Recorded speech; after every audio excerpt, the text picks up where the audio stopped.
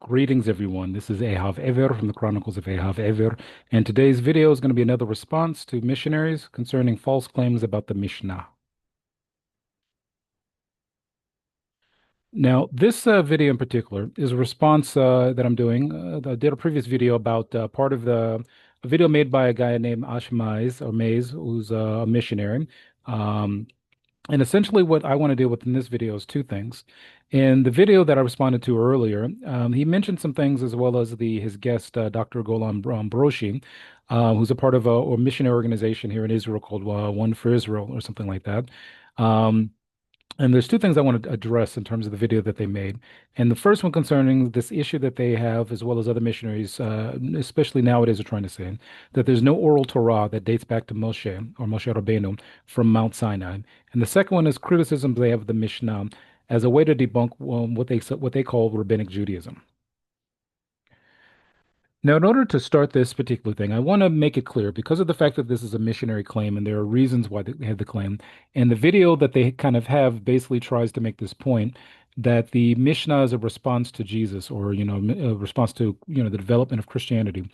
But the problem with that is, there's a number of historical issues with that claim. And the first one being that the original Jewish Christians, not talking about, the non-Jewish Christian world, and not talking about, non-Jewish Christianity that developed initially with the Catholics, and then, exists to the modern day, with different types of Protestantism and also Catholicism, as well as different movements that exist. The original Jewish Christians that existed during the Second Temple period, historically speaking, their movement died out within 2 generations of their start. The second issue is that their numbers, pretty much couldn't have been any more than about 1,000 of dedicated members, meaning people who were kind of down for the movement and lived and died by it within those 2 generations. And then the third thing is that the children of those original Jewish Christians did not continue in their ways, meaning that if we look past 2 generations, we don't actually see the ability to identify by name as well as location actual Jewish communities, meaning communities that we can identify as being Jewish, who were, which would have meant they were doing Torah. That we can't identify anything like that in terms of the original Jewish Christians. About 2 generations in, we find that somewhere down the line after that point, that most of what they believed became non-Jewish Christianity. And then the last thing is that those original Jewish Christians did not leave behind any known writings in Hebrew or Aramaic. And in fact, whatever exists today as Greek text is not something that can be derived from that original Jewish Christian group. And I'll explain what I mean by that in just a second. So if we look at the historical, map, if you will, especially as it relates to this idea that the Mishnah was somehow a response to Jesus or the movement that eventually, became associated with him. One of the things we know historically is that the original Jewish Christians died out within 2 generations, as I mentioned earlier. So what that means is that at one point you had, the giving of the Torah on Mount Sinai, and then eventually throughout history you get to several different exiles, and then the exiles return and from certain locations, and you have the Second Temple period. Within that Second Temple period, you have a point where there were a number of factions that existed within the Israeli landscape during the Roman occupation of the land of Israel during that time. And out of that time, you have a breakaway group who became originally known as what we would call the original Jewish Christians. But like I said before, within 2 generations, they're gone. So meaning that when we look at text, we don't find any text from this group here that is gone, which I'll turn my annotate so you can see what I'm talking about. So at some point, we have a situation where this group starts up and then they're gone. Later on, we have a situation where non-Jewish Christianity started up based upon the writings of Paul. And this is something we would call non-Jewish Christianity. Now, the thing in relation to this claim that the Mishnah was a response, and then one of the things they mentioned in this video that there was like the Mishnah was a response to the writings of the New Testament, meaning that the authors of the New Testament or the Jew, if you will, I think their claim was trying to say the original Jewish Christians start writing stuff, and then eventually, what they call Rabbinical Judaism had to write something against what they wrote, and then they said the Mishnah is a result of that. When in reality, what we have is the original Jewish Christians wrote nothing themselves that we know of, that historically is known, but somewhere down the line, around the first, what about 100, late 100 CE to 200 CE, we have copies of different manuscripts that exist, but they're in fragments, type formations, meaning that, you only have fragments of certain things from the first four Gospels that are from somewhere around the 200 to 300 CE mark. And that's the first thing we have of of any form of New Testament. Somewhere around that time, we start having fragments of text, for example, that are from the Gospels, and when I say fragments, we'll see in just a second how much of a fragment we're talking about. And then at some point around 400 CE, we have an actual New Testament manuscript. So this would mean very clearly that if we look at the time frame of the writing of the Mishnah, the composition of the Mishnah, we find that that's somewhere around 200 and 300 CE, and that the Talmud was around somewhere about 400 to 500 CE. But we know based upon information found in the Mishnah and found in other sources, which we'll talk about a little bit later, that the information the Mishnah is covering comes from before that time, meaning that before it was actually compiled, there was information that was oral amongst every Jewish community that existed in the land of Israel and during the Second Temple period and outside of it. So now let's look at this, what are the oldest New Testament manuscripts that exist? Well, the oldest, first one we have is a small section of the book of John, which you see here. So the book of John, we have somewhere with this fragment here covers between chapter 18, 36, and then essentially what it covers is up to about chapter 19:7, but all in fragmentary formation.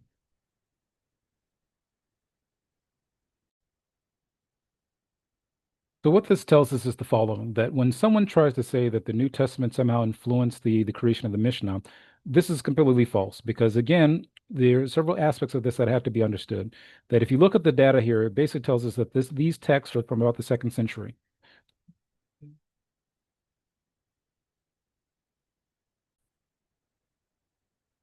Okay, so I've paused a little bit just to give you time to read through this information. So as we can see, there's no way that anybody can historically show from, fragments from around the second century or so that, for example, the Mishnah was basically a response to this, especially given the fact that the only existent and only ancient information or text or fragments of the New Testament are in Greek. Meaning that they weren't really something that would have been widespread amongst the Jewish community in the land of Israel, since most Jews would not have been able to have read Greek, and the interaction most Jews had would have been in Aramaic during that time, and specifically an understanding of the Hebrew language as well. So then, if we go a little bit further, into this idea, because I'm sorry that I didn't mention this earlier. This actually came from the Bible Archaeology Report. So this information, for example, would be the oldest representation of the New Testament, and all the four Gospels. I think there are pieces of like maybe three of them, and all of them are in very battered, fragmentary, state, to where a person can't say, for example, if all I've got here is what represents today in the modern sense, John, of 18 and 19, and just parts of it.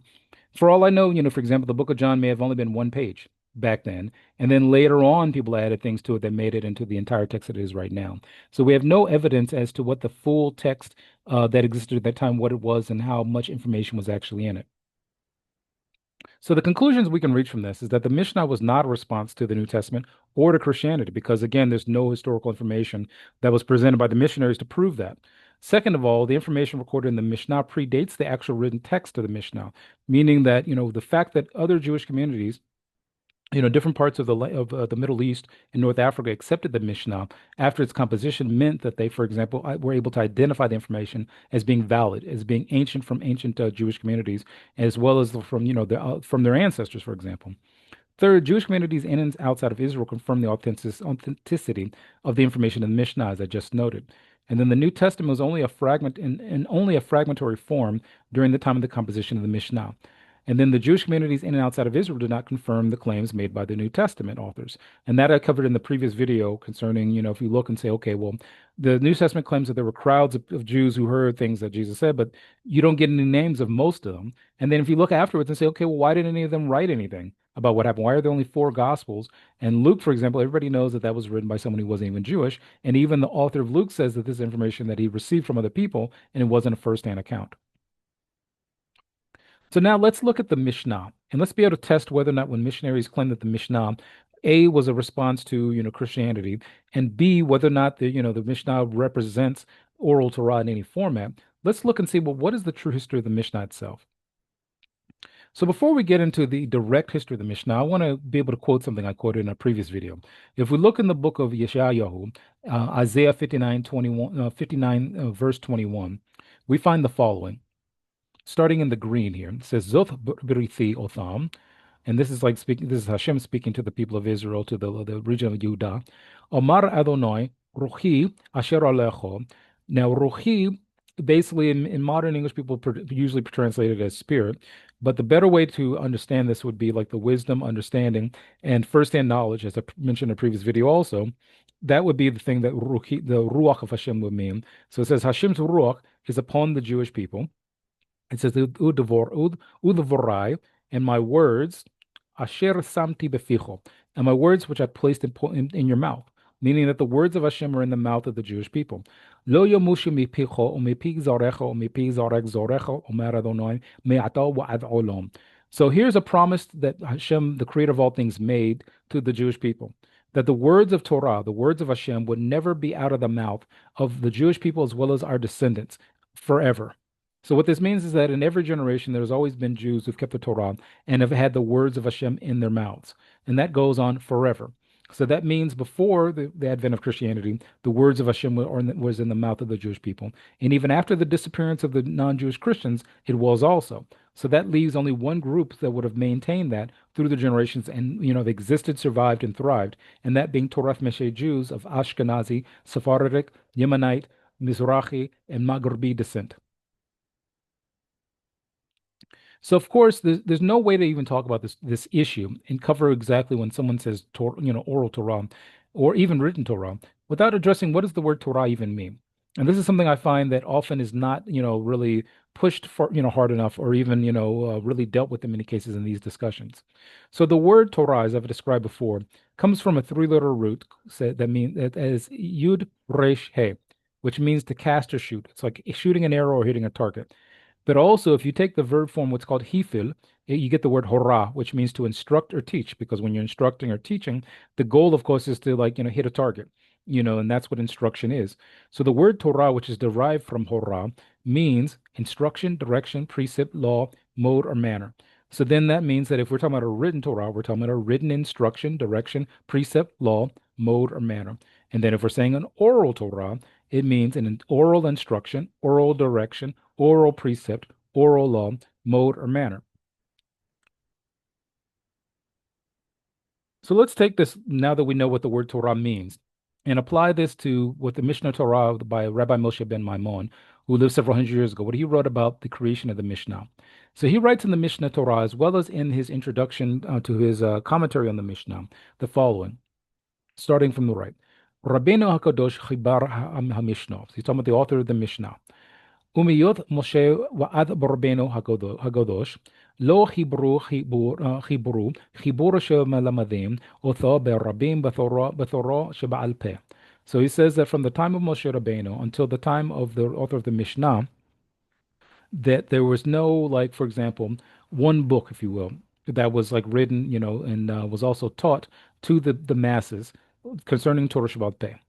Okay, it says, Ela, bechol dor vador, ראש בית דין או נביא שיהיה באותו הדור, כותב לעצמו זיכרון בשמעות ששמע מרבותיו, והוא מלמד על פה ברבים. So translating this next part, he says, what did exist from generation to generation was the head of, for example, of a judicial court, or, you could say a Navi, a prophet. And each of them from every generation wrote their own information from what they were taught from had been passed down from the creator of all things to Moses, Moshe Rabbeinu, about how to do the Torah, that they had learned from their, particular leaders of their communities, their instructors, their teachers, and that they learned, they taught to the public, basically orally, barabim, so the oral, understandings of the Torah were taught orally, for example. So that would include, for example, how you actually read the Torah, how you understand, what the pronunciations are, and when does, a line in the Torah, like a sentence in the Torah, start and end. Because as I talked about before in other videos, ancient Hebrew had no markings of punctuation or, for example, grammar, or, any like markings that noted like the vowels. It was all a consonantal language. But of course there were vowels. Of course, when you read a word, you have to pronounce it using vowels, but there was no written marks for that. And that, eventually was, put into writing, or a system was created about 1,500 years ago. But the system was based upon what was previously oral instruction of how the language worked. Okay, so then it continues, the Rambam continues and says concerning the how the Mishnah came about. He says, "V'chen kol echad ve'echad kotev la'atzmo kafi koho." So, like, everyone like basically wrote whatever information they had received for themselves according to what their abilities were. מביאור התורה ומהלכותיה כמו ששמע. So, for example, anytime that someone like explained to them, or like, made a explanation of the Torah, or any of the halakha, the legal aspects that came out of the Torah, for for to them from what they heard, so what they heard, they wrote it for themselves from the explanations. Umi devorim shenitchadoshu b'chol dor v'dor, and also from the words of the chidushim, something that was a chidush, something that was an innovation for that generation. So, for example, let's say during the time when the Torah was given by Moshe Rabbeinu, by Moses, he was giving it to people who had not lived in the land of Israel. So there's only so far he can actually explain something concerning the land of Israel to someone who has never been there before. So the generation that moves into the land of Israel now has to create things based upon the reality of living in the land of Israel. No different than, for example, there was a point where there were no such thing as cars. And then all of a sudden you have cars, when now we have to apply the Torah to cars when the Torah doesn't even mention cars, for example. So there's no command in the Torah when you're driving a car, or if it's Shabbat, the Sabbath, don't drive a car. None of those things are in the Torah because that's something for a new generation. No different than the Torah never discusses, for example, specifically electricity, because of the fact that, back then they weren't using electricity. So the minute that industrialized electricity is created, now we have what's called a chidush, innovation of the Torah based on the generation that has it, and then has to go forward with how to actually do the Torah based on this new reality. So then he continues in the yellow here, בדינים שלא למדו מפי השמועה, אלא במידה משלוש עשרה מידות והסכמו עליהם בית דין הגדול. So he says here, from the judgments, that were not taught directly from Hashem. When it uses this term here, what you say in the red and that's highlighted, or it's bolded, Mipi Shmuah means that it's something that was passed down from generation to generation that was originally taught from Moshe Rabbeinu that he received from Hashem. So, for example, there are certain parts of the Mishnah that are specifically addressing things that Moshe Rabbeinu received from Hashem. But then there are things that are not specifically claimed to be from Hashem, from Moshe Rabbeinu, that came from later generations. So he says here that, basically the things that were the judgments that were not learned from that, except for, those were learned or were applied by ways of 13 principles, that the Moshe Rabbeinu transmitted to the judicial courts, and that it was based upon agreement for, any particular Mosaic court or, Supreme Court in the land of Israel. It says, "V'chen haya hadavar tamid ad Rabbeinu Hakadosh." So he's basically saying in summary that from the time that the Torah was given until the time that the author of the Mishnah compiled it, for example, essentially what you had information that was more of a personal nature, that each person or each individual, each teacher of the Torah, each Navi, each prophet received from the people that they learned from, and it going back all the way back to Mount Sinai that had been passed to them. And that for every generation, there were also judgments that were made based upon the principles of how to make judicial rulings that had been taught by Moshe Rabbeinu. But of course, those rulings, those principles, just simply address how you make a judgment in the modern era of something that did not exist during the time of Moshe Rabbeinu when the Torah was given out Mount Sinai and after. So those things, were also like, basically passed down through, oral transmission, but had never been officially written as like one text, that each person would have had their own information, and that, for example, for them, and then it would have been passed down orally to the masses. So the Rambam continues and says, well, who, meaning the author of the Mishnah, and he, kibatz kol hashmuot, וכל דינין, וכל הביאורין, והפירושין ששמעו ממשה רבנו.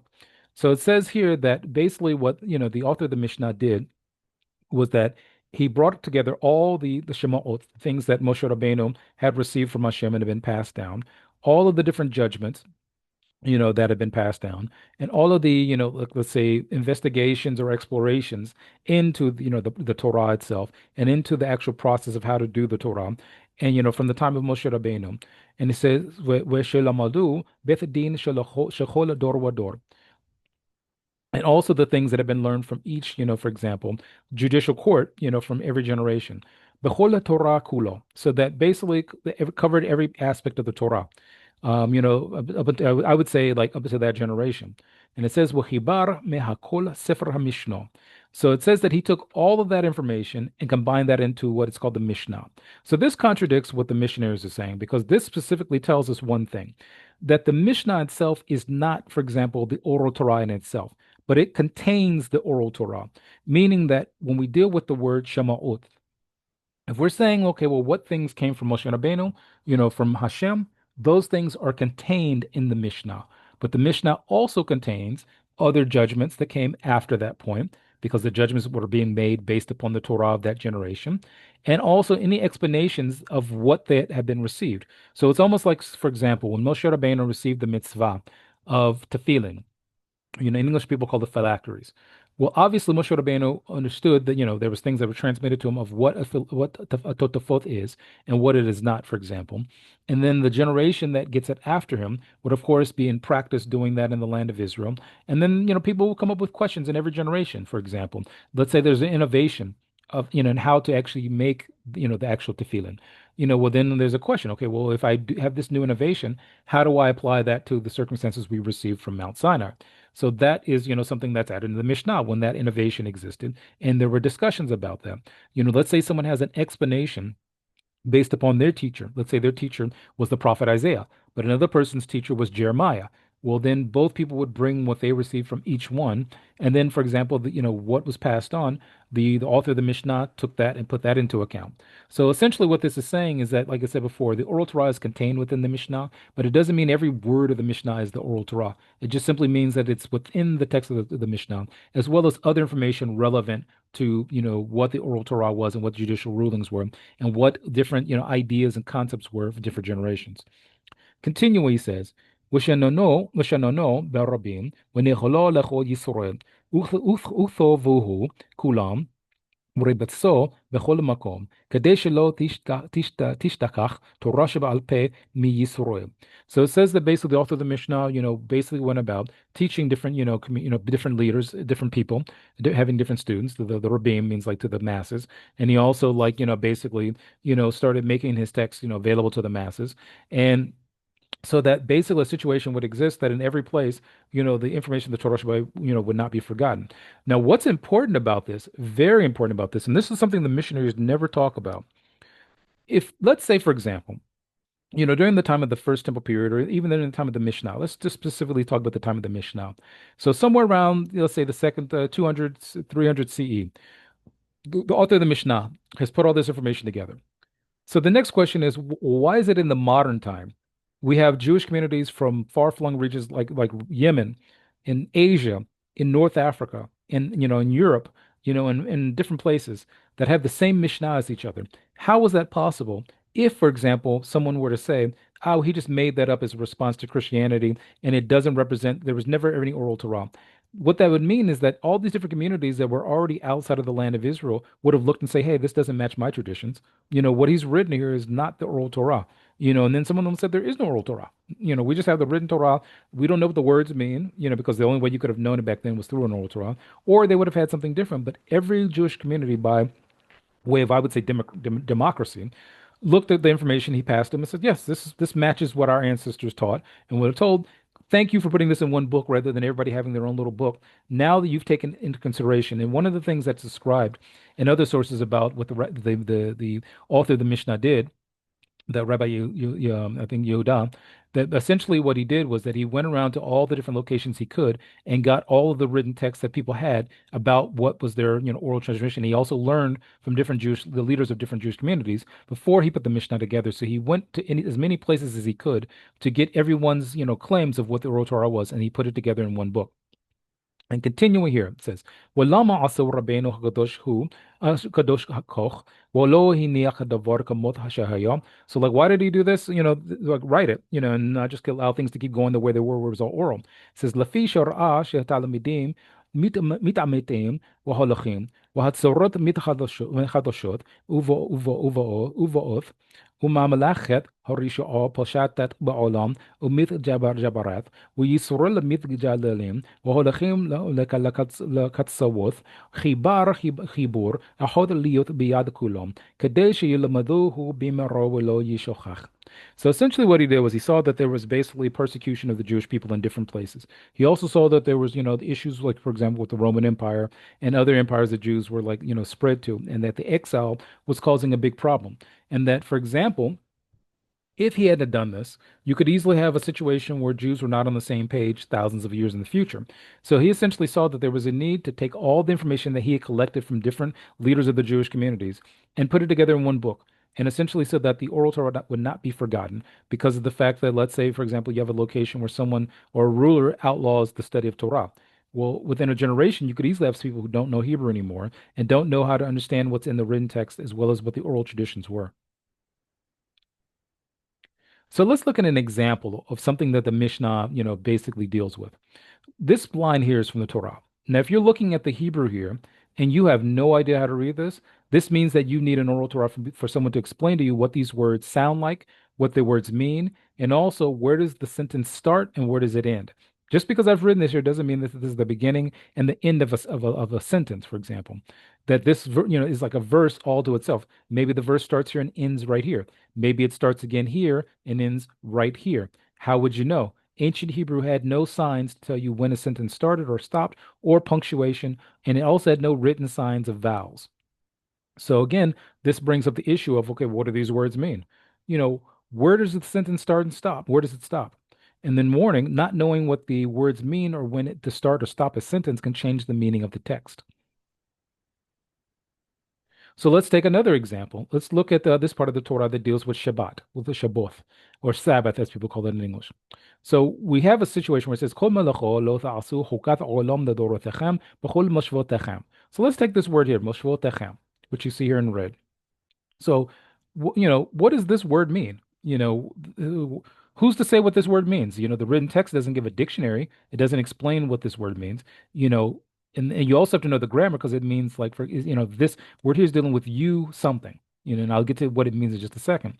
But for example, it deals with a location. So when it says kol malacha, all the different types of malacha, a particular type of work, and we'll get into that in just a second, don't do, lo ta'asu, and this is a hukat olam, I mean, it's an eternal statute. The word hukat is the word, the shortest, the three-letter root it comes from, deals with, like, for example, carving something into stone. So meaning that, this is like a thing that must remain in stone forever, olam. And it says, the dorotechem, throughout your generations, bechol moshvotechem, in all of your dwellings. So the first question is, well, how do I know this word means dwellings? Well, I know because it comes from a three-letter root, yoshav, yud, shin, vet, which means like sitting. And basically this form of the word means moshavotechem. So the question we could be, okay, well, what if I'm supposed to like not do malacha for and this is like a statute forever, and it says b'chol mashvotechem. What are the parameters of mashvotechem? Of like for example, this word of the place where I dwell. Maybe it's only inside of a room. Maybe on Shabbat there's one room where I don't do malacha, but everywhere else is permitted for me to do malacha. Maybe it's only inside of my house. Once I leave my house, I can do malacha. Maybe it's inside of my neighborhood. Maybe only in my neighborhood I have to keep Shabbat where I don't do malacha, but outside of my neighborhood I can do malacha. Maybe it's inside of my city. These are all the things that the written Torah never expresses and defines by way of like a dictionary or book of grammar or a lexicon to explain what these words mean. So then let's look at another word here, the word we even mentioned before, malacha. So kol malacha. So people translate this usually into English as work. But there's another word, avodah, which means work. So what's the difference between that word and this word, malacha? So then we deal with, the Mishnah. What does the Mishnah do here? The Mishnah starts explaining, for example, in Masechet Shabbat, Perek Zayin, which is like chapter 7 of the portion of the Mishnah which deals with Shabbat. Everywhere where you see a highlight is the word malacha. And this particular section of the Mishnah, in this section, define what are the consequences of doing, certain types of work if someone has forgotten or doesn't understand what the basis of like the malacha is on Shabbat. And also it goes through a list of things that are considered the avot, meaning the headlining things that are forbidden to do on Shabbat. And these things, of course, are derived from the things that are mentioned to build the tabernacle in the Torah, because the Torah never defines what malacha is. It doesn't give a list, where the Mishnah gives a list. And this list, of course, came from oral Torah that had been passed down from generation to generation. And one of the things that you can find concerning this issue is if you took this list to the Karaites, the Jews who don't believe there's an oral Torah, they actually agree with pretty much most of these like designations. And they may even say, well, you rabbis allow people to do some things that we've considered to be forbidden, even though the written Torah never says so. The Samaritans, by like token, have a similar thing. So the Mishnah is simply recording the oral Torah from previous generations about what exactly is forbidden on Shabbat in detail. And this is something that is a part of the Oral Torah, and that you find it common amongst all ancient Jewish communities, as well as the Samaritans, some form of these type of restrictions on Shabbat. And for some of these groups, it was also oral until it was written down. So then this takes us to the Dead Sea Scrolls, because the Dead Sea Scrolls, basically are a group of like, documents that were found in the Qumran region of the Dead Sea. And it was believed that it was put there by different communities who had some different rules about things. And for the most part, that they wanted to separate themselves from the activity that was happening in Jerusalem itself.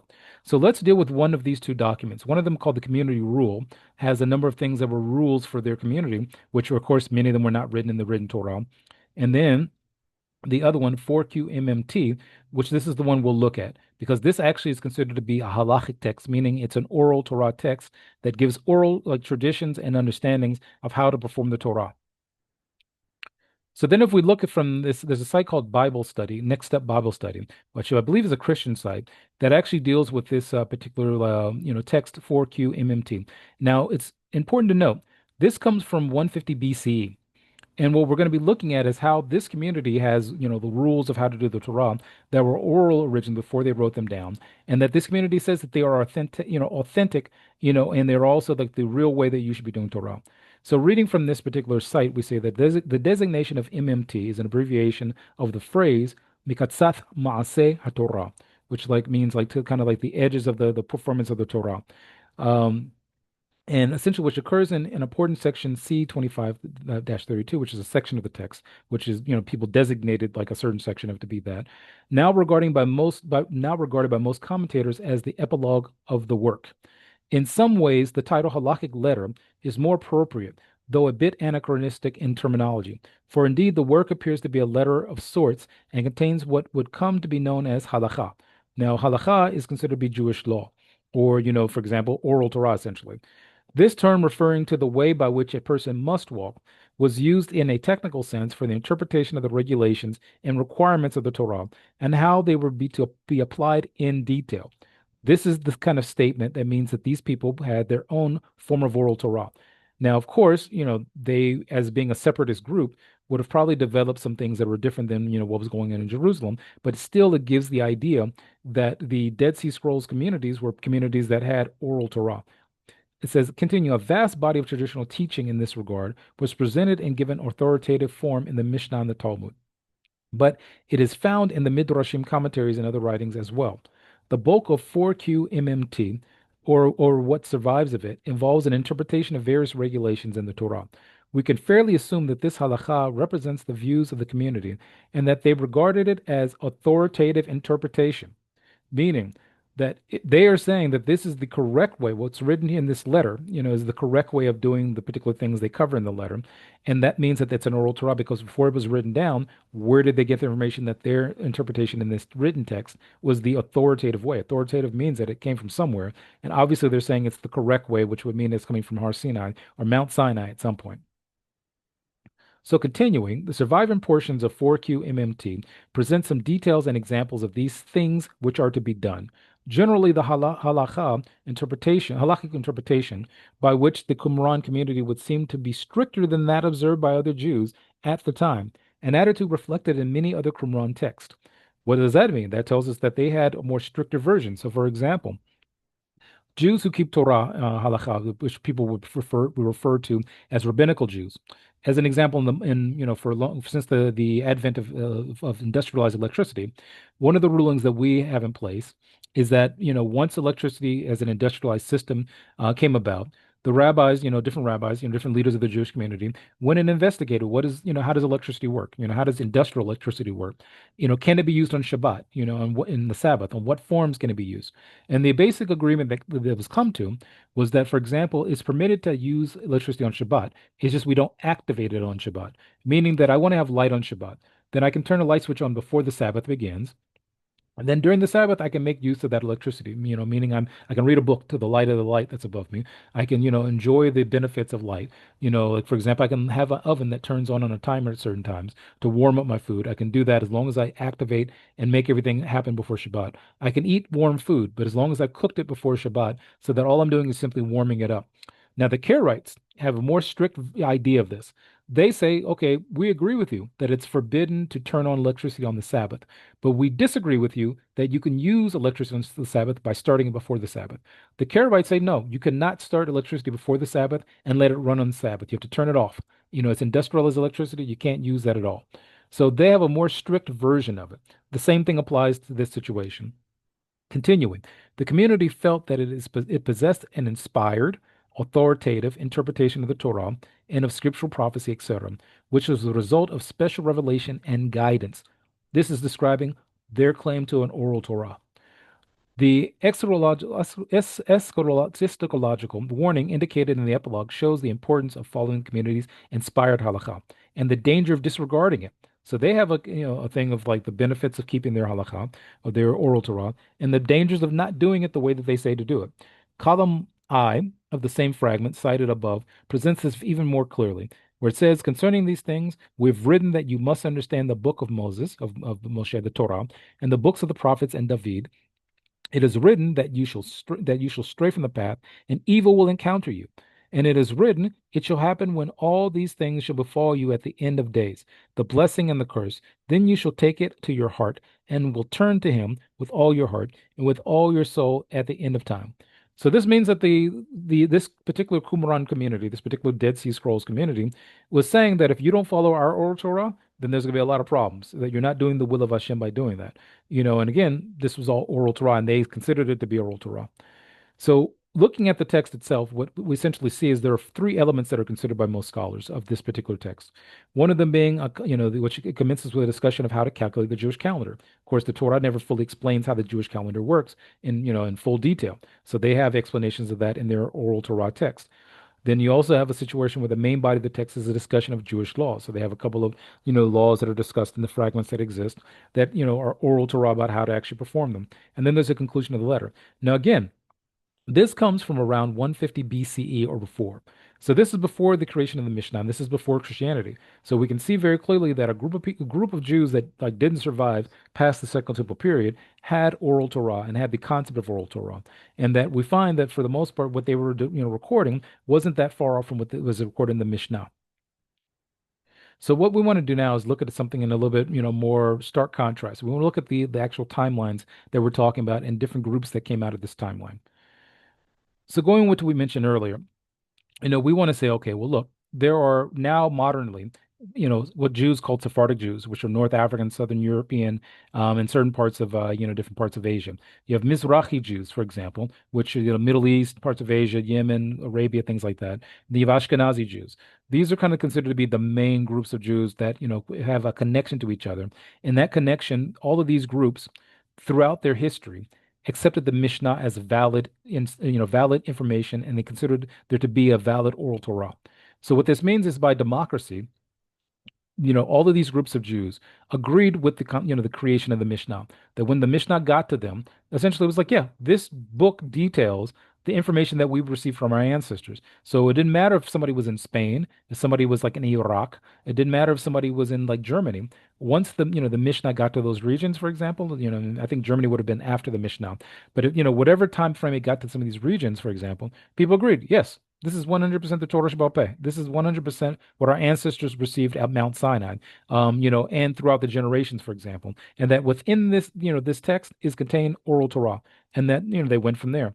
But we look here and we say, okay, well, the original Jewish Christians, let's say we don't know anything about who they really were, because they died out within two generations. For all we know, they may have actually accepted the fact that there was an oral Torah. And we know from the New Testament that they actually did, at least from what the New Testament claims about them, for example. And we know from just history that they just kind of had their own version of it somewhere. And they believed a particular guy was like their leader. And then when he didn't work out, they were only able to last like two generations and then they were gone.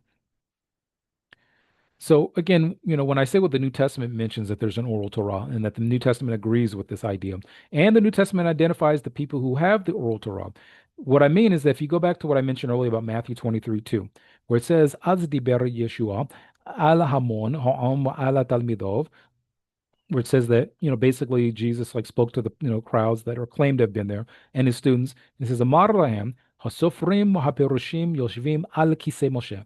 So says hasofrim, that means the scribes. Haperushim is the Pharisees, meaning that, what was described here is two sides of the coin. One group is the people who actually, have the written text and know how to write the text, know how to copy the text, or, know different writings of the text. And the Perushim, those who know the oral traditions and the oral Torah, and he's combining them as one and saying that they sit in the seat of Moses. Now, as I mentioned before, there's nowhere in the written Torah where there's a Kisei Moshe is ever mentioned, a seat of Moses is mentioned. There's one group of Christians I saw once that said, well, in this particular verse where it says that Moses sat, in judgment, but it never says Kisei Moshe. The word Kisei, the statement Kisei Moshe does not exist in the written Torah.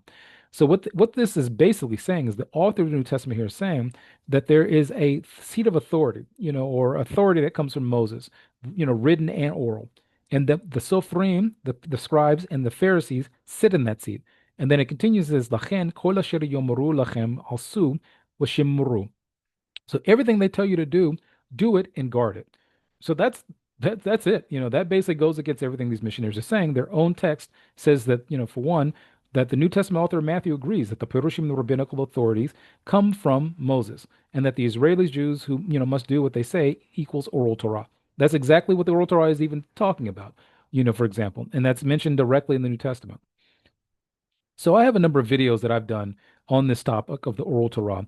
And I've done it from different angles, dealing with different issues, for example. And I'll put the link in the description. And that's where you can see exactly what I'm talking about, because I actually do something that a lot of missionaries don't do. I actually show you the text and break down the words in the text and actually show you where I'm getting this from.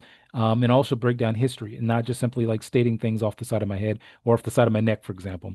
So this is Ehav Ever from the Chronicles of Ehav Ever. Hope this helps. Take care and bye.